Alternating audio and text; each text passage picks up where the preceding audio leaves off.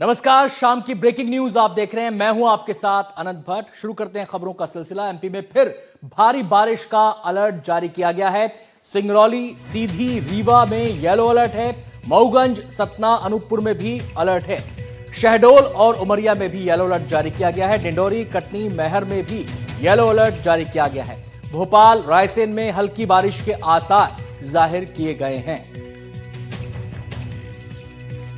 सीधे हम रुक करेंगे, हमारे संवाददाता आकाश द्विवेदी हमारे साथ जुड़ गए हैं और जानकारी देने के लिए। आकाश, क्या पूर्वानुमान है मौसम विभाग का? कितनी बारिश हो सकती है, कितने सेंटीमीटर बारिश हो सकती है, कितने येलो अलर्ट मौसम विभाग की ओर से जारी किया गया है। इन जिलों में सिंगरौली, सीधी, रीवा, मऊगंज, सतना, अनूपपुर, शहडोल, उमरिया, डिंडोरी, कटनी, मंडला, बालाघाट और मैहर जिले शामिल हैं। जबकि प्रदेश के अन्य जिलों में हल्की बारिश की संभावनाएं बनी रहेंगी, क्योंकि मॉनथा चक्रवात का भी असर मध्य प्रदेश में देखने को मिल रहा है।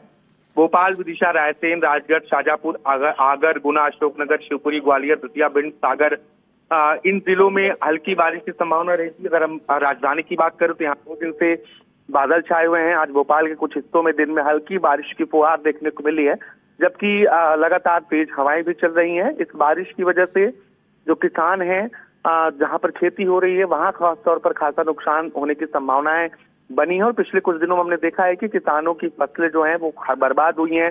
शिवपुरी में, श्योपुर में, इसके अलावा आसपास के अन्य जिलों में भी बड़ी संख्या में जो किसान हैं उनकी फसलें बर्बाद हुई हैं। तो उम्मीद ये है कि आने वाले समय में बारिश रुके, क्योंकि बारिश की वजह से जो तापमान है उसमें गिरावट दर्ज की जा रही है और जो सर्द भरी हवाएं उत्तर की ओर से आ रही हैं उसके चलते भी लगातार तापमान में गिरावट दर्ज की जा रही है, जिससे गुलाबी ठंडक का एहसास महसूस हो रहा है। आकाश, कितने दिनों तक बारिश का पूर्वानुमान है? देखिए, अभी 2 दिन तक और प्रदेश के कुछ जिलों में हल्की से मध्यम बारिश और कुछ जिलों में तेज बारिश की संभावनाएं बनी रहेंगी।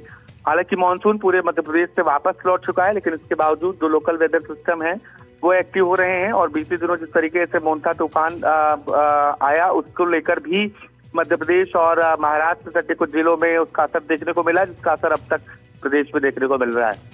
शुक्रिया आकाश इस जानकारी के लिए।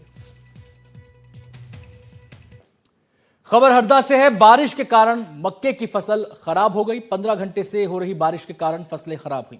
सोयाबीन की फसल पूरी तरह से खराब हुई है। खेतों में ही खराब हो गई फसल। मक्के की पूरी फसल, किसानों को काफी नुकसान इसकी वजह से झेलना पड़ा। फसलें खराब होने से किसानों की परेशानी बढ़ गई है।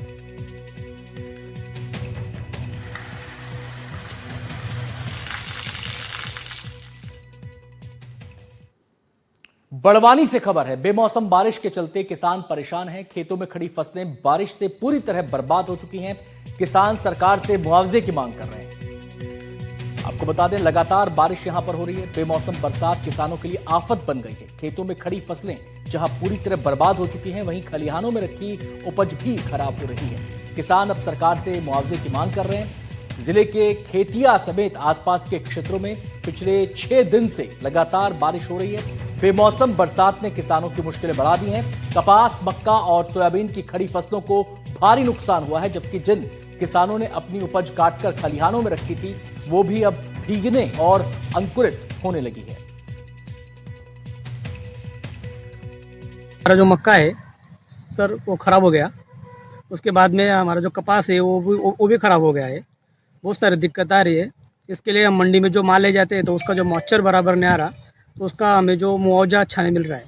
इसके लिए जो सरकार है उन्होंने जो कृषि विभाग से हमारा जो कपास और मक्का है उसका सर्वे करा जाए और हमें उसका जो मुआवजा है वो दिया जाए। जो बारिश हुई उससे हम व्यापारियों का बहुत नुकसान हुआ है।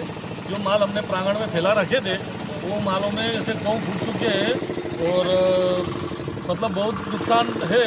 पर अगर सरकार की तरफ से व्यापारियों को कुछ प्रोत्साहन राशि के हिसाब से जो कुछ भी मिल सके, तो एक हमारी सरकार से मांग है कि भाई व्यापारियों के नुकसान को देखते हुए व्यापारियों को भी कुछ अनुदान दिया जाए।